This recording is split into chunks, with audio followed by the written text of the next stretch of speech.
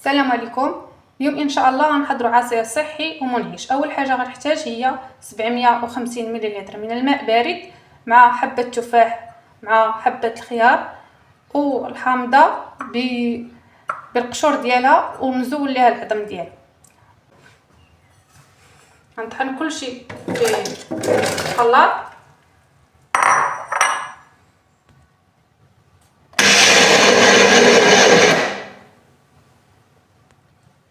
هنا بعد ما طحنتهم غادي نصفيهم بالصفاي ونرجع معكم. صافي، هنا بعد ما صفيتهم غنزيد عليهم لافوكا والعسل. عندي هنا حبه افوكا نزيدها، 2 معالق صغار من العسل. صافي نطحن كلشي.